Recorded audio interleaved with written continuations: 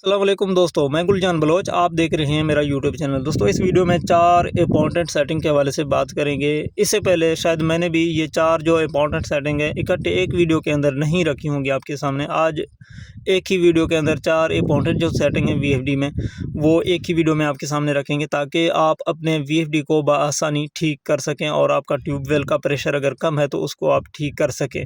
तो यहाँ पे आप देख सकते हैं ये जो वीएफडी है अब बिल्कुल ज़ीरो शो कर रहा है। समझ में नहीं आ रहा कि इसको करना क्या है। तो अब जब मैं इसको सेटिंग करूँगा तो आपके सामने ये नॉर्मल मोड में आ जाएगा। तो बढ़ते हैं यहाँ पे सेटिंग की तरफ। उससे पहले आपसे छोटी सी दरख्वास्त होगी, चैनल पर नए हैं तो चैनल को सब्सक्राइब कर दें, साथ में वीडियो को लाइक करें।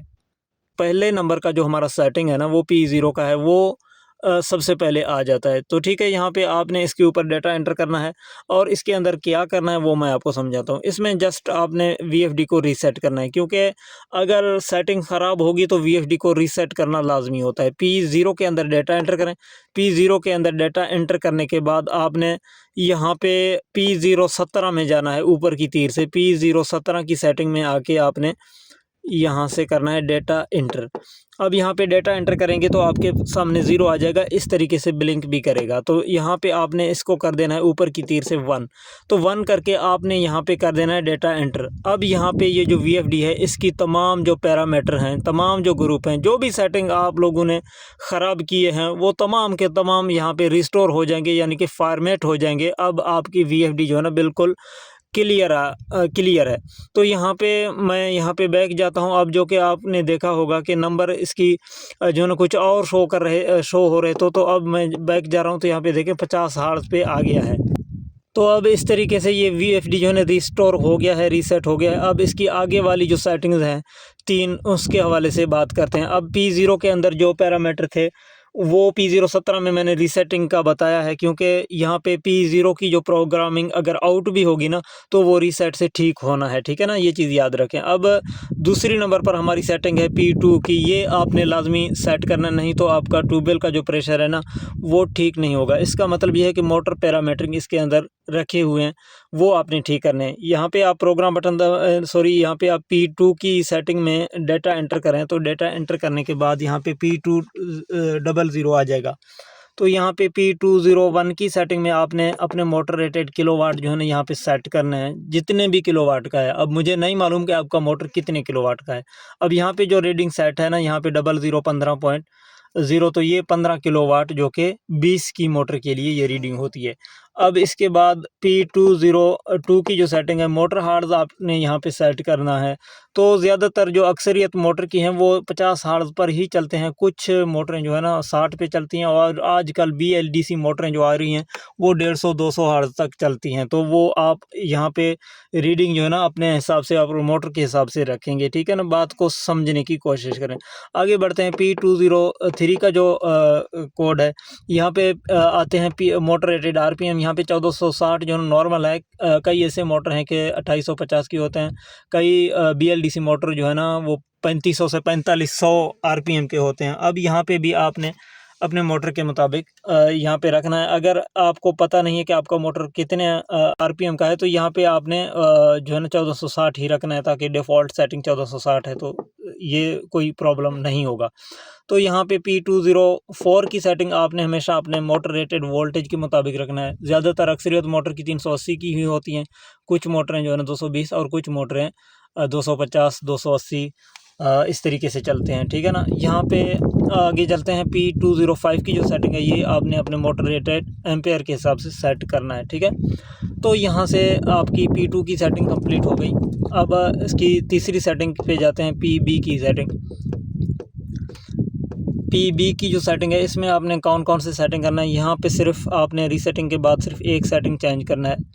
सबसे पहले PB05 की सेटिंग, ये 00 होगा, आपने यहाँ पे 50 पे करना है ताकि अंडर वोल्टेज का ट्रिप ना आ जाए, ठीक है। 50 पे करके डेटा एंटर करें। इसके बाद आप अब VFD को रन कर सकते हैं। हाँ, 2 चीज़ें यहाँ पे याद रखें।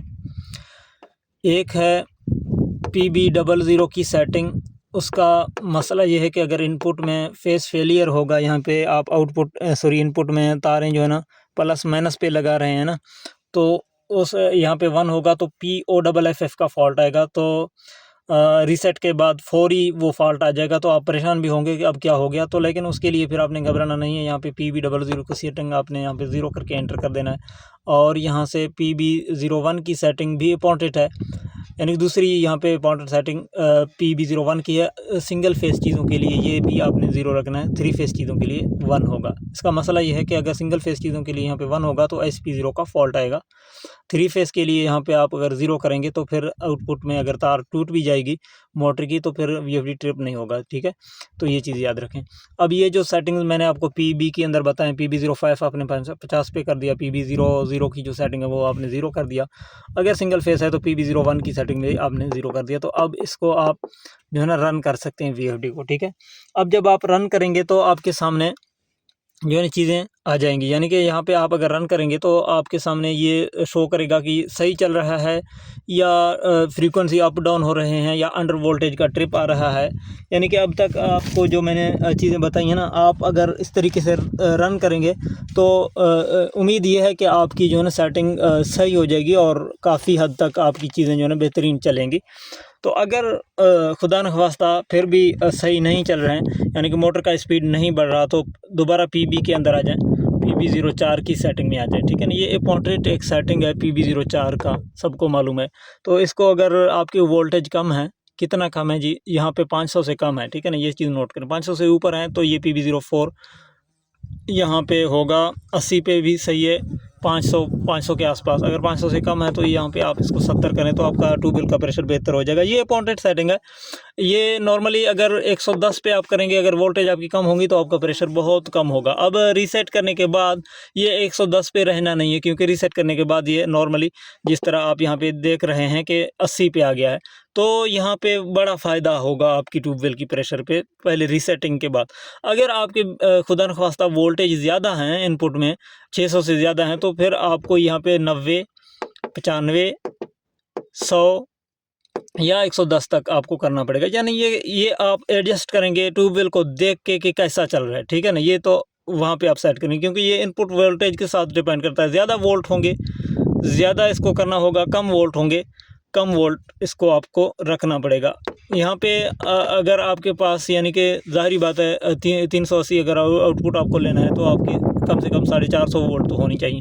450 वोल्ट हैं तो इसको आप 70 करेंगे, 550 वोल्ट हैं तो आप 80 करेंगे, 650 वोल्ट हैं तो आप 90 करेंगे, 750 वोल्ट हैं तो आप 100 करेंगे, 750 से ऊपर हैं तो आप इसको 110 करेंगे। नहीं तो आपकी ट्यूबवेल प्रेशर में जंपिंग होगा या अंडर वोल्टेज का फॉल्ट आ जाएगा, ठीक है। यहाँ पे आपको उम्मीद करता हूँ समझ में आ गई होगी। ये इंपॉर्टेंट सेटिंग है, ये आपकी ट्यूबवेल का प्रेशर बिल्कुल कम कर सकता है, ठीक है ना। अगर वोल्टेज आपकी कम है इसको आप हाई रखेंगे, ठीक है। ये आपने हमेशा चेक करते हुए 12 बजे के करीब, यानी कि धूप के टाइम सेट करना है। सुबह के औकात अगर आप इसकी एडजस्टमेंट करेंगे तो सर्दी की वजह से, ठंड की वजह से, मौसम ठंडा होने की वजह से जो है ना फिर इसकी सेटिंग प्रॉपर नहीं होगी। हमेशा इसको 11-12 के करीब सेट करें, ठीक है।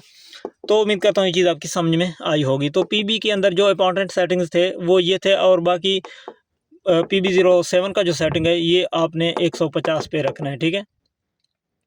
अब मेरे जो वोल्टेज के मुताबिक ये मुझे सेटिंग इसकी करनी चाहिए PB04 की, वो मैं 95 पे करता हूँ। वजह इसका ये है मेरे वोल्ट 650 से ज़्यादा हैं। यहाँ पे शिफ्ट दबा के चेक भी कराता हूँ, देखें अभी शाम के औकात में 650 से नीचे आ गया, वैसे 660-70 मेरे वोल्ट रहते हैं।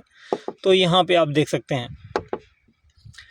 अच्छा, यहाँ पे अब आखिरी सेटिंग आपको बतानी है PE की। PE में आपने क्या करना है, सिर्फ चंद चीज़ें आपने सेट करना है। अब PE की सेटिंग में इंपॉर्टेंट चीज़ें ये, अब PE की जो सेटिंग है इसमें एक चीज़ है कि अगर वोल्टेज आपकी कम है ना तो PE की थ्रू आप वोल्टेज को बढ़ा भी सकते हैं। वो कैसे बढ़ा सकते हैं, आपने नोट किया कि मेरे 600 जो है ना 30-32 वोल्ट आ रहे हैं, तो PE की सेटिंग में अंदर जाता हूँ। PE में डेटा एंटर, PE00 फिर एंटर। यहाँ पे PE की जो सेटिंग है बहुत हसास है, इसमें 40721 यहाँ पे कोड भी है, पासवर्ड है इसकी सेफ्टी के लिए, और आप यहाँ पे बहुत एहतियात से इसकी सेटिंग को देखें। तो यहाँ पे आप 40721 कोड डायल करके अंदर इसकी सेटिंग खोल सकते हैं। यानी PE01 आ गया है, और इसके बाद PE04 का जो सेटिंग है सबसे इम्पोर्टेंट है। ये आपकी मोटर रेटेड वोल्टेज के मुताबिक होगा। अगर इसको कम ज़्यादा ज़्यादा करेंगे तो आपका ट्यूबवेल का प्रेशर कम होगा। अब PE0 जो 8 का सेटिंग है, सॉरी 7 का जो सेटिंग है, ये आपका 800 पे होगा, कम ज़्यादा होगा तो आपकी इन्वर्टर नहीं चलेगी।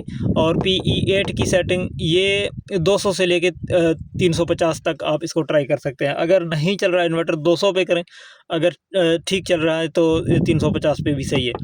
और PE0 10 की जो सेटिंग है, ये आपकी वोल्टेज को बढ़ा देगा। अब 632 वोल्ट आ रहे थे आपके सामने, 10% ज़्यादा करता हूँ, 125 मैंने कर दिया है। अब आपके सामने ये 632 से 697 वोल्ट बन गए हैं। तो ये आपने यहाँ से नोट करना है कि PE10 का सेटिंग कितना इंपॉर्टेंट है। यानी कि अगर खुदा न खास्ता आपके वोल्ट इंतहाई कम है, आपका ट्यूबवेल का प्रेशर नहीं बढ़ रहा, तो यहाँ पे 10% या 20% PE10 की सेटिंग आप बढ़ा के अपने वोल्टेज को इंक्रीज़ करके अपने ट्यूबवेल का प्रेशर बआसानी बढ़ा सकते हैं। आज के इस वीडियो में अगर इम्पोर्टेंट चीज़ हमारी है तो वो PE10 की सेटिंग है। यानी कि आप कुछ जो है ना यहाँ पे बढ़ा के अपने वोल्टेज को बढ़ा के और यहाँ पे आप अपने ट्यूबवेल की प्रेशर को बेहतर बना सकते हैं। अब यहाँ पे देखें, मैंने वो 10% का बूस्ट जब ख़त्म किया तो यहाँ पे आपके सामने ये 644 के अंदर आ गए हैं। अब धूप का इशू है थोड़ा, ये सूरज जो है ना बादल है, अब जब बादलों में सूरज जाता है तो फिर वोल्टेज कम होते हैं, 30 के करीब आ जाते हैं। और अगर बादल जो है ना हट जाते हैं तो यहाँ पे ये वोल्टेज भी इंक्रीज़ हो जाते हैं। ठीक है, ये तो एक नॉर्मल चीज़ है।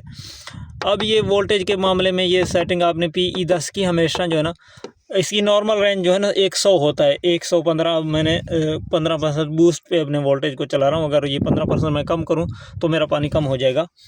तो यहाँ पे PE11 की सेटिंग यहाँ पे 50 से लेकर 100 तक आप इसको किसी भी के नंबर पे रख सकते हैं, और जहाँ पे ठीक चले वहाँ पे रखें। और PE12 की सेटिंग आपने हमेशा 0 रखना है। ठीक है, तो ये टोटल इसकी 12 पैरामीटर हैं PE की। दो ये तमाम आपके सामने क्लियर हो गए हैं PE के हवाले से भी। और 4 जो सेटिंग इंपॉर्टेंट थे वो ये चारों मैंने आपके सामने रखे हैं।